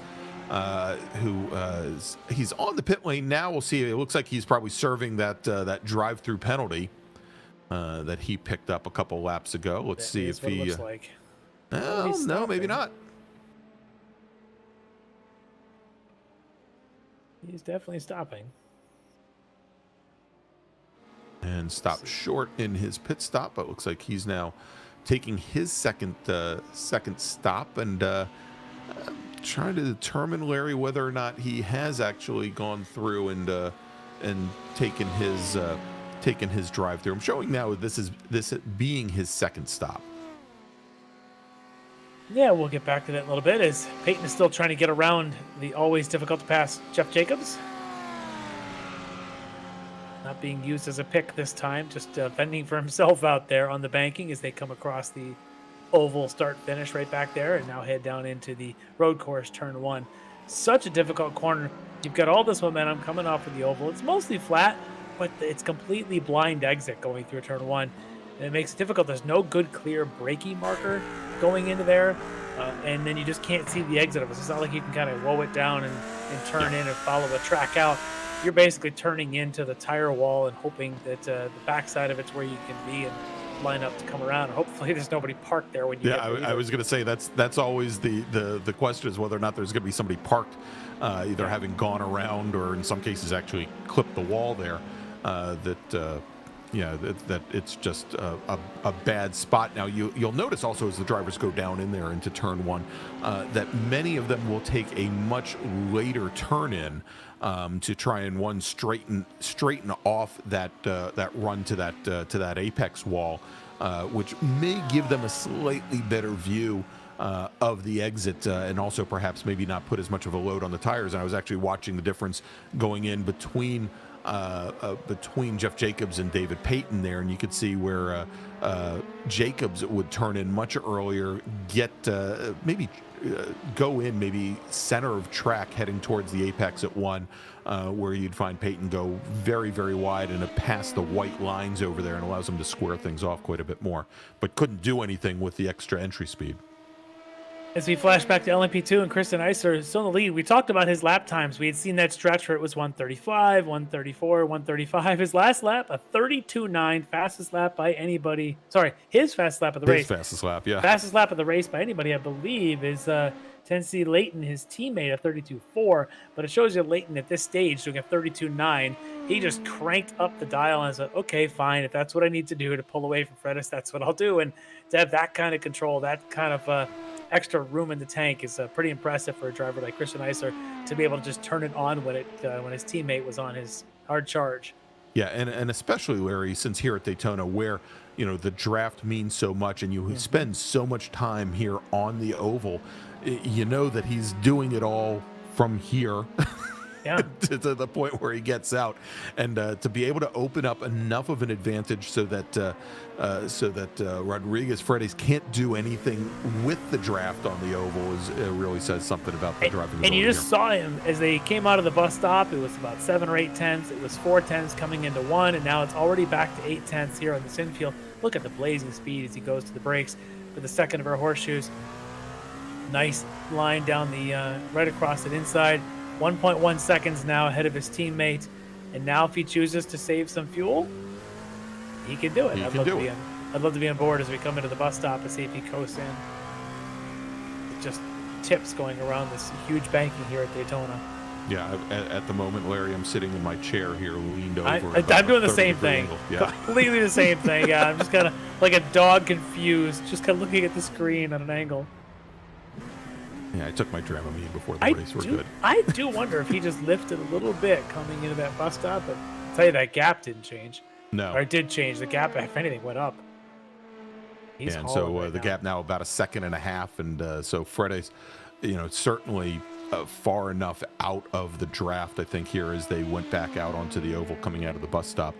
And, yeah, the guys in the truck also are thinking that maybe he's doing a little bit of fuel saving coming in there, a little bit of coasting coming into there. But there, he just did a 32.7 on that lap, his new fastest personal best of the race.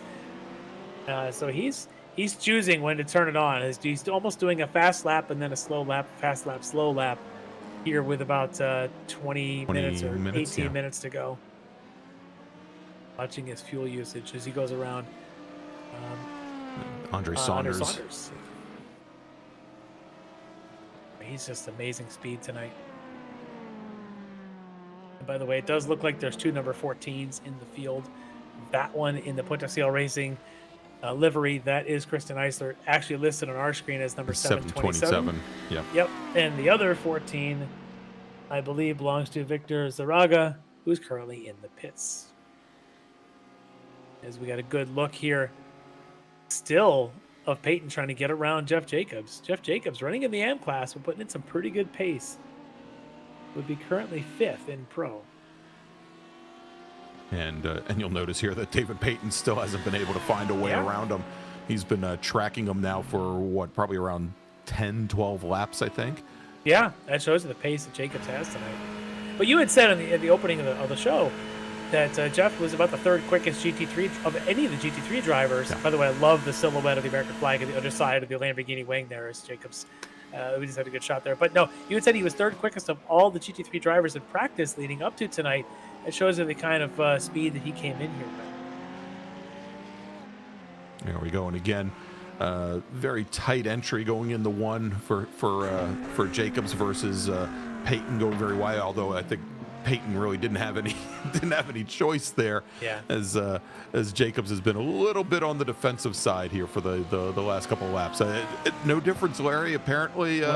Apparently, you can be in a Mercedes AMG GT3, or you can be in a Lamborghini Huracan, and the rear end is just as wide. Just as wide. As they've got an LMP2 car coming up on their tail, I believe that might be Leighton, or is that Eisler? That's Eisler. The whole race leader right now. Yeah. Oop, by the way, turned it down a little bit. Only did a 33.4 as last time by, as opposed to a 32.7 the previous lap. As yeah, he but you gets notice to here the has oval. also opened up a 3-second advantage now over Rodriguez Fredes. Which means he'll probably be coasting into the bus stop again if he's really is on a fuel save mode. Just so fast. Oh yeah. Yeah, he was out of the throttle, Larry. And folks, that right there, if you want to save fuel in an endurance race, that's how you do it. You get your car up to its top speed, you sort of coast. You don't let the brakes take all your speed off. You let some of the aero do it for you. And you just sort of coast into the corners. You can hammer it come out, but definitely helps you save a bunch of fuel. I think his strategy is to one-stop this, and I'm fascinated to see if he can do it. All right, well, we've got 15 minutes remaining. It's gonna be a battle here. Speaking of battles, Larry, let's jump back to the battle for the lead in GT3 with John Allen challenging Caleb Lavender for the lead here.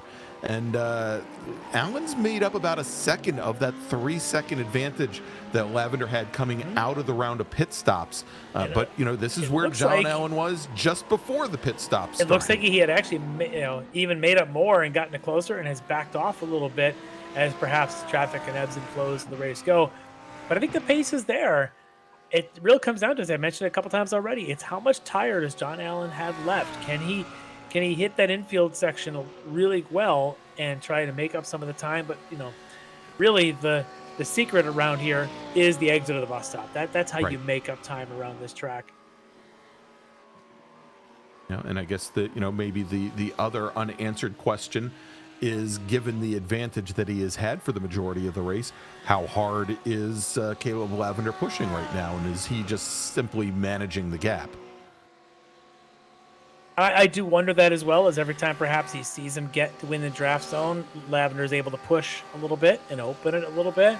Maybe just kind of teasing John Allen at this point. But Allen, again, 1.6, coming down closer to that 1.5 range. You start feeling that draft at about 1.3. So not over yet.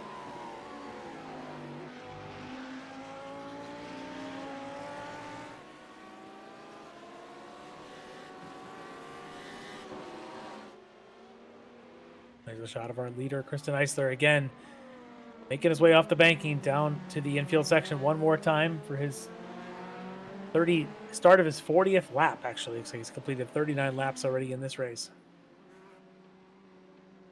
Now the pit stops begin. Here we go, coming down now. Jennifer McDonald pitting in from 4th. See if she's got enough buffer. She's got a pretty good lead on the rest here, the Shallingtons, Zaraga, and Gertzen. Yeah, and again, the unknown here is Arthur Chan in that number 50 machine, who was the only driver till now to take his second pit stop. Jay Shallington now coming down the pit lane as well in the number 8 machine. Well, I tell you what, Arthur Chan looks like he's in good position right now. He is going to be awfully close to McDonald. I think he got around Jennifer McDonald, and he does.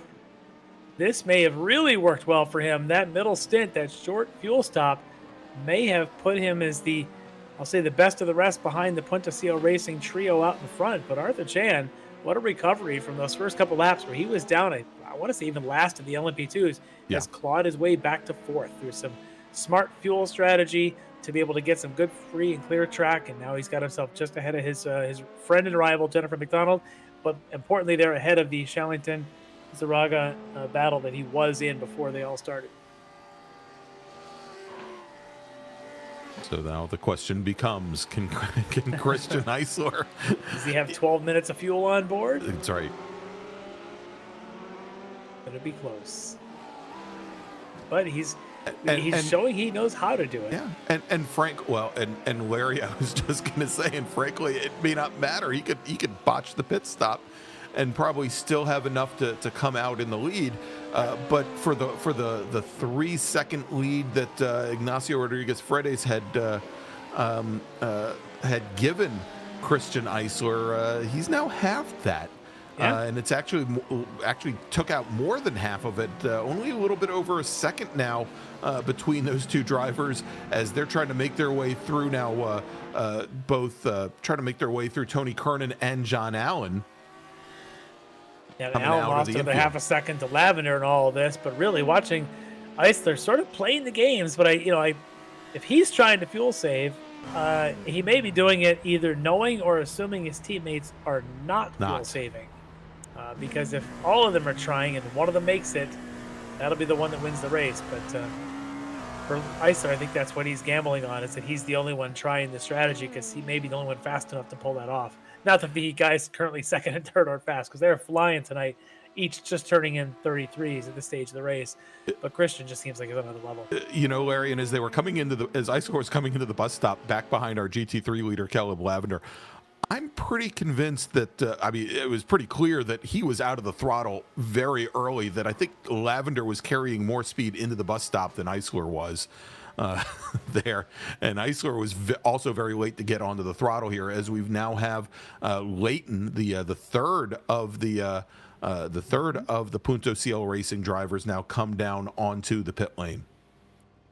And we'll keep an eye out for him because he's not out of this from a team battle either.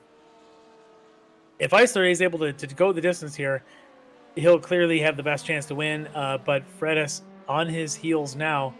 Fredes may be in the battle with Leighton, who's already in that pit.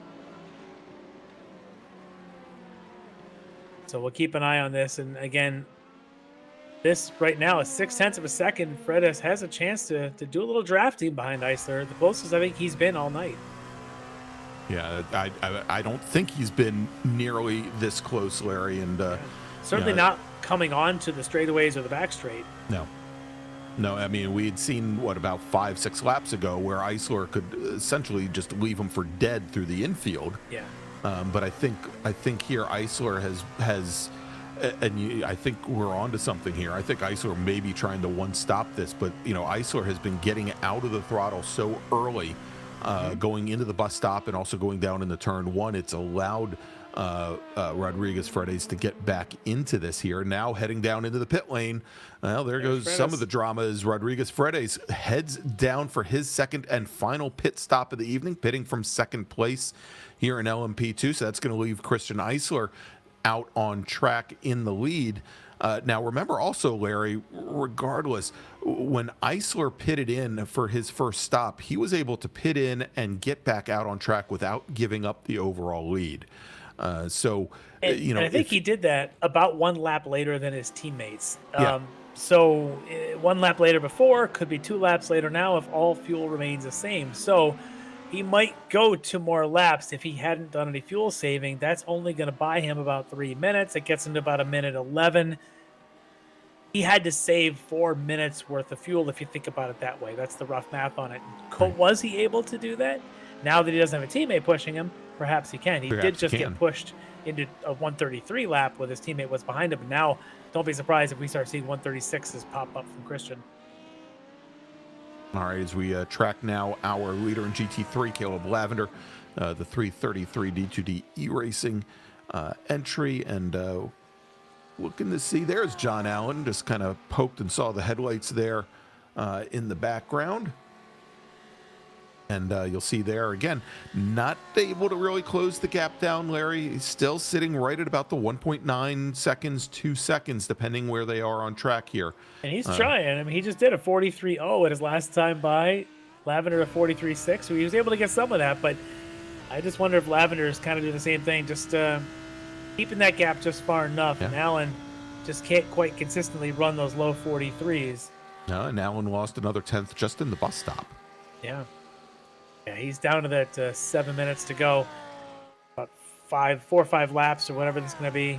And, yeah, he's going to run out of opportunities if he doesn't get into that draft range. So I think this has been a great drive for Caleb Lavender to watch that gap, to race to the gap, but put his head down and be able to turn some really good laps and not have to worry too much, and really just only worry when it gets down to 2 seconds, then he lays some laps down. But very clean night for Caleb Lavender here, trying to win round 1 in the pro class. Yeah, and you have to wonder what it would have been if John Allen didn't have that early or off. Mike Dam.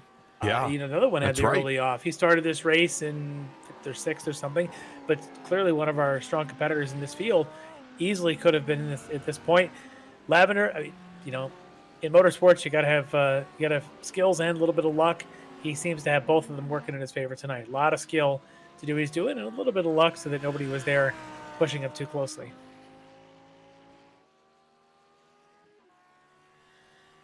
And as we jump back over, there's Christian Eisler, and the advantage now about, what are we looking at? About 32, 33 seconds, I think.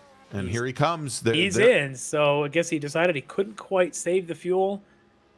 Now he's going to come in, and he needs it. Yeah, it needs to be 8 or 9 seconds. This is going to be interesting because Fredis had a very quick stop at under 10 seconds. Any slip up from Eisler could cost him the lead that he has had from the green flag. All right, and as we watch, and he is now underway, Larry, and doing. I was going one Mississippi, 2 Mississippi, 3 Mississippi, and it I think was under 10 seconds. I think a little bit shorter. 8. Yeah. That's a quick stop. And that again, that's what that 1 lap longer on the first fuel stint and 2 laps longer here on the second stint has definitely been able to, means he has to put in less fuel on his second stop. And look at that gap, back over 5 seconds. There you go. So Ignacio Rodriguez Fredes just gets by our GT3 leader, and you can see he's, as it's getting a little cold at Daytona with the lights down, maybe challenging here after 70 plus minutes to get the rear end to hook up. But Christian Eisler now with a 6+ second advantage over his teammate, with now under 5 minutes remaining, just about 4 minutes remaining here from Daytona International Speedway. Yeah, so just a couple laps. So really the battles, I wouldn't say are fully decided, but Eisler with a good lead there on Fredis, and Leighton, his teammates, Chan, a pretty distant 4th off of that podium. Nobody really too close there. Looked at a GT3 Pro, still tracking John Allen 3 seconds behind Caleb Lavender, and there's Lavender again, looking like he's going to let the number 33 of Leighton go on by. About 3.5 seconds now, and then about 2 seconds to Tony Kernan. Kernan exactly in 3rd, and Travis Schwenke, who had put up such a Kernan takes all the curbing there at the middle of the bus stop. As Schwenke had brought the battle to Kernan early on in this race, and unfortunately he's now fallen almost 25 seconds back from that battle for 3rd. Another great story here tonight. Jeff Jacobs, who dropped out of the pro category into the AM for the season, got out of his long-time steed, his Mercedes-AMG GT3, and takes up the Lamborghini Huracan here. And he has run as close to a flawless race, I think, as you can. He's got he's put 2 pro drivers between he and Russ Ruddock, who's also had a very good run tonight. We may have been joking earlier about the positions Russ Ruddock was getting in with all the LMP2 traffic swarming around him, but he's run a very quiet race, very competent race. Yeah, exactly. Yeah. Very, very solid for him. to be in position for the second spot there in the GT3M class. And that's what you need in this whole series. You need to be solid every week. You can't go out there. We've had drivers go out there and flash wins. I mean, some names like Caleb Lavender did that last season, was able to crack a win, but Eisler was so good in the LMP2s consistently. And then you had, same kind of thing happening in the GT3 AMs in the last season. Bobby Childs had a couple wins, but couldn't put it together consistently, and that's where Eduardo Lorente was able to take the season championship. So it really does pay off to be consistent, start to finish every race, not have a bad race, not take a week off. It really does come down to those kind of points when the season ends, as we've got a minute and a half to go. And Larry, I just saw the white flag being waved from the starter stand. So we are, I believe, on the very last lap here from Daytona. All right, so this will do it for Christian Eisler, lap number 47. I wonder if he would have had enough fuel. That's a pretty early white flag to come out. This thing's going to end right about the 1:15 and maybe 3 seconds when this goes on by. But for Eisler, pretty much picking up where he left off last season, just solid start to finish, but having these teammates of his to push him along has been a lot of fun to watch, and I really am fascinating because it's a pretty good battle there for Edison Layton, Arthur Chan in fourth. It's a pretty solid class we've got here in the LMP2. It's going to be a lot of fun as the season progresses. Yeah, I was going to say, as we get past Daytona and get to the next tracks on the schedule, and just looking forward here, we hadn't talked much about the schedule coming up, but we're going to be at Hockenheim in 2 weeks. We're going to be spending some time at the Hungaroring, Mid-Ohio, Le Mans, and rounding it out at some very, very difficult tracks here, both Watkins Glen, and then rounding things up at Road America, some tracks that are very well suited to the LMP2 cars and GT3 cars. As Christian Eisler makes the rounds around these final corners here, not much left as he comes around. He's going to cross the stripe and taking the win here at Daytona International Raceway for the first round of Season 4 of the Extreme Motorsports Ricmotech World Challenge. It's Christian Eisler from Punto CL Racing. Coming across the stripe, finishing second, his teammate Ignacio Rodriguez Fredes, and then his other teammate Tienzi Layton finishing in third. So a 1-2-3 for Punto CL Racing as we now track our leader in GT3 Pro. This is Caleb Lavender in the number 333 Audi. He just has to come around the bend, and as he does, he now crosses the stripe. He takes the win here in round number 1. John Allen not able to catch up, finishes 2.3 seconds in arrears, and finishing third is Tony Kernan. Now coming out of the bus stop here and back onto the oval, he's only got a couple more corners himself. Jeff Jacobs, he's going to go flag to flag in GT3 AM, taking the win here at Daytona. I told you, he just wanted to talk to us at the end of the night. That's right. Not at the opening. No chances there for Jeff. He was too focused on this race, and it proves to be the right call as he's going to take the victory there in the GT3 AM. Well, Jeff is always has an economy of words. We didn't want to spend it all before the race here. So, all right. So finishing I don't know if you're talking about the same Jeff Jacobs I know as far as economy of words. He's a little more chatty than that. We'll get a chance to talk to him, sure, tonight. I'm looking forward to that. That's right. All right. So Russ Ruddock finishes in second in GT3 AM. Steve Daniels finishes in third. And so, Larry, tell you what, let's let our drivers go take their cool down laps, get toweled off, and then they'll meet us in the commentary booth for the interviews. But first, let's take another quick break. Thanks some of our sponsors. Winners, and we will be back in just a moment here from Daytona. You've just witnessed the finish of round 1 of the Ricmotech World Challenge presented by Performance Texas Elite Graphics, and we'll be right back.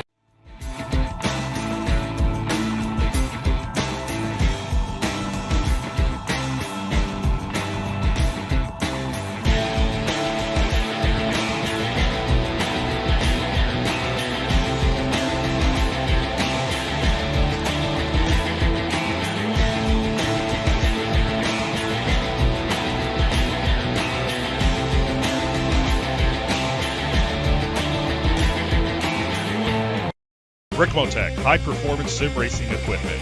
There's only one place to go, ricmotech.com. All right, and we are back here at Daytona International Speedway as our 3 winners line up at the start-finish line. Dead center of the track, we've got Christian Eisler from Punto CL Racing, our overall winner in LMP2.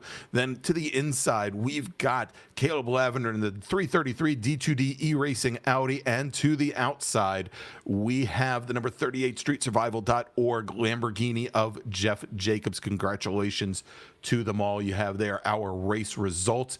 Actually, we probably have to scan through a little bit more to see the GT3 AM results there, as we had Russ Ruddock, Steve Daniel, Bobby Childs, John Casey.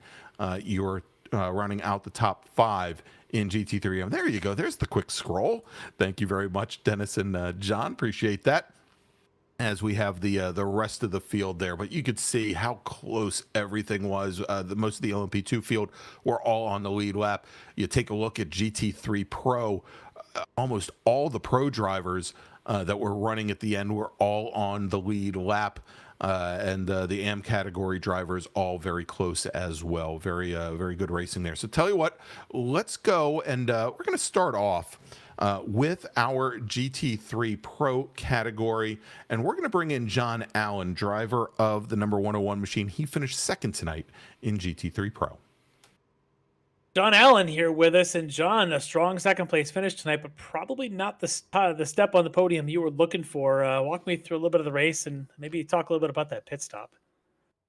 Well, I mean, if we're on the subject of self-inflicted wounds, the pit stop, on lap 1, the 3 that followed. I mean, every time I got close, I blew it. I did something to have peace again. So speed isn't always the answer. I can see one tonight, and Caleb was, I don't know that he was wrong really ever.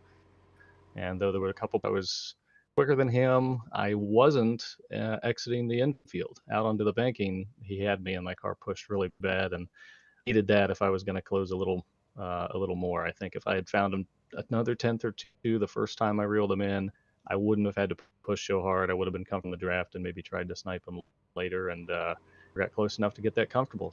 So I pushed too hard and goofed, and of course, yeah, like you said, in the pits it didn't help. An extra 4 laps of fuel and overshot the box, but yeah, it's no Mazda, so there's a lot to adjust to, and I, after a few breaths, I can be proud of my effort. But yeah, right now it's frustrating. yeah, I'm sure. We had seen the early laps and saw you kind of get down a little bit. We're clawing your way back through. Great working through the traffic there. End of the race, though, I'm wondering, were the tires holding up, or are you fighting a little bit of just raw pace with the car and not having it tire left over? They were done. I mean, they should have been available. But, I had been pushing them so hard to close that gap every time I widened it for myself that there wasn't much. I think that's why I was pushing so hard, trying to get back out of the banking out of 5 or 6 or whatever they call it. Yeah, and that was kind of the fear. But, you managed to salvage what was a pretty rough first couple of laps there to get your way through the field, and pretty efficiently, in fact, to get around like Travis and Tony there. But as that race went on, it seemed like Lavender just kind of set the pace and kind of controlled the race up the fronts and forced you into that where you were saying you're making mistakes, but when you're pushing at a 10 tenths, sometimes it's hard to do that for 75 minutes. Sure. And I the multi-class traffic is always fun. That's a big part of why I wanted to jump in this series. And there were, a couple close calls in there, a lot of trust put in with the P2 guys, but that was a lot of fun as well. And it giveth and taketh away. He'd get a draft when I needed him not to, and I would get a draft when I, had made my mistake, helped me close again. So just a lot of tug of war going on in that draft gap. Well, solid finish for you tonight. I know you're not happy about it, but I think a second place at the end of the night is going to look pretty good for you as we get off to the first round of the season. And looking forward to seeing you in the next round. And, of course, always seeing you in the Miatas and the Classic Sprints. If you think tonight you want to forget about it, just go back and watch last week's race. It'll probably be a good one to remember. Right. I will real quick, since it's a different series, I've got a couple different sponsors. I want to shout out 49 Motorsports, be running with them in the 24-hour next weekend, and also Astro Autosport, who I work with in the Real Spec Miata out on track. So glad to have them aboard for this campaign.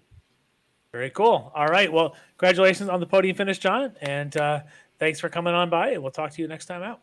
Thanks, guys. All right, there you go. John Allen, driver of the number 10149 Motorsports machine, coming in second tonight in GT3 Pro. We're going to bring in now the winner in GT3 Pro, driver of the 333 D2D E-Racing. What was he driving, Larry? He was driving an Audi R8. Let's bring in Caleb Lavender. All right, Caleb's joining us tonight, and Greg reminded you were driving the Audi here tonight. So basically, a flag-to-flag victory for you. You kind of controlled that race, Caleb. Walk me through some of that and kind of watching that relative screen and keeping an eye on John back there. If he didn't get a slowdown, he would have beat me. Plain and simple. I wore my front tires out so bad, and I had an issue on my outlap after I pitted. I got to slow down in the bus stop because I completely blew the entry, and after that, I thought it was over. But luckily, I think 5 laps after that, he got back-to-back slowdowns, I think, and I was able to get a gap before the traffic got to us. Yeah, we didn't catch the slowdowns. We did notice as he would bring that lead down to second or second and a half and suddenly be back up to 2.5. Weren't sure if you were just, playing it cool and smart up there and just using the car up, but it sounds like a little bit of luck came your way with that. Yeah, I did use the tires up, and I was trying to take it easy to the bus stop because I hit the bump at one of the laps, and after that, I was kind of, shy about it. Yeah, for sure. These we were talking about that at the onset. This new scan includes all of the new curbing at that bus stop, and everyone kind of had to relearn them a little bit. But end of the night, I think it worked pretty well. Didn't see any major wrecks there, and but it certainly was harsh if you hit those cones and grab that slowdown penalty. Yeah, for sure. But solid win for you tonight. Otherwise, except for maybe kind of watching the front tires as they were wearing out. But otherwise, a flag-to-flag victory for you to take home max points here in the first round. Congratulations on that. Glad to see you in here and off to a good start. And wonder if you got some folks you want to thank here for tonight's victory.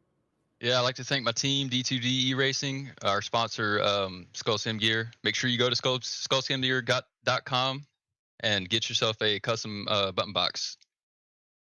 Awesome. And great to have those sponsors along. We definitely appreciate them, whether they for each driver or for the series. They're all welcome for sure. So, Caleb, great job tonight. Congratulations on that victory, and we'll definitely see you in the coming weeks. All right. Thanks, guys. All right, there you go. Caleb Lavender, driver of the 333 D2D E-Racing Skull Sim Gear Audi, taking the win tonight in GT3 Pro. And Larry, I've gotten word that Christian Eisler is having some microphone issues, so probably is not going to be joining us here for an interview. But you know what that does? It gives us more time to talk to Jeff Jacobs. Let's bring him in. All right, we've got Jeff Jacobs in here with us. And Jeff, you made the jump. Well, first of all, you were supposed to come in and do a pre-race interview with us, but that's okay. We'll let you go. I know you were focusing in on tonight's race and be able to put in a good couple of laps. You put in some decent qualifying, but you really laid down the race laps. Ended up coming home near the victory in the M class. So, talk to me about a couple of things. I guess your victory tonight, but talk a little bit about maybe your shift in classes and whatever else you got. Yeah, absolutely. Well, hey, a good way to start the season, that's for sure. Nice to take a win within the AM division there, and of course, fifth overall, qualified fifth. So that was a good start. But Daytona is a track that I think a lot of us have had a lot of practice on as well. So you got to start well in that first race and kind of build on that for the rest of the season. And we're kind of excited about the rest of the season here too, as we go on to Hockenheim Ring and Hungaro Ring and Mid Ohio and so forth. So it should be a good and entertaining season here for sure. But Bobby and some of the other guys in the AM class said, Jeff, why don't you stop getting your butt kicked up there in the pro division and come and join us in the AM division here. And come and kick our butt in the AM division. Is that what they meant? Exactly. So I said, okay. And we'll see. They may ask me to go back. We'll find out after this week. No, I think it's a good fit. Some of the guys in your class tonight had some pretty rough luck. We know Bobby did. Steve Daniel did. A few of the others had some contacts, some things that probably got to work on for next time around. Not them, but maybe some of the folks that are new to the series and having the multi-class racing. But for you, it kind of worked out well enough for you. In fact, we even saw you get used as a pick once, I think. I think that's right. What are you thinking when you've got two LMP2s coming in and one of you is kind of using you as a pick to keep the other one? Are you just trying to hold your line? Pretty much, although you probably saw there in the closing laps of the race, I had David Payton, kind of reeling me in there. And so I was also trying to figure out how I could use the P2 cars as a pick to kind of keep him, back there as well. So that can work both ways. It definitely does, and that worked out well for you tonight. But you obviously in class had a pretty good margin, but you still want to go play with the pro boys there, even though you got the green mirrors, you still want to make sure that you're saving face and showing some speed. And you definitely did that tonight. So congratulations on that. Anybody you want to give special shout out and thanks to? Hey, absolutely. We should be sure to thank Ricmotech for sponsoring our series once again this season, and of course, really appreciate Chris Thorman stepping up to the plate as well and continuing his sponsorship. Absolutely. We definitely appreciate all of them. And as you mentioned, we got a couple of interesting rounds to come up this season. Greg talked about earlier tonight, tracks like Mid-Ohio, which are going to be interesting for these cars. But we also get to try out the new Hungaro ring, which not everybody's tried out in the platform yet. You have CF1 run there. I think it's going to be great for this kind of racing. Hockenheim and Le Mans and some of the other tracks. It's going to be a pretty interesting season as we progress. Yeah, we're really excited about the growth of the P2 class, really seeing a big increase in interest there. That should make for some very exciting racing all through that field. And, of course, registration is going to be open through the third race of the season. So we're still hopeful to have a few more folks joining the field. Absolutely. Yeah, those folks watching in tonight that are seeing how exciting this is and seeing this multi-class racing, those LMP2s are flying around there, and it's a pretty deep field. Obviously, at the front end, those point-to-seal racing guys seem to just be flying, and that's great to see, but there's a lot of competition there. So if you want to get in on this, we're only one race in, plenty of opportunities. As Jeff said, registrations are still being accepted, so jump in here. This is it's one of the best platforms with the best series going on. Ricmotech and the whole Extreme Motorsports 99 definitely runs a pretty good game, so come check it out. We do this every Monday night, and Greg and I get to watch, and we love it. Well, hey, thanks so much, guys. We appreciate it. Thank you, Jeff, and congrats again on the AM victory tonight. All right, there you go. And like that, Larry, he disappears. He saw himself out. We didn't even have to close the door behind him.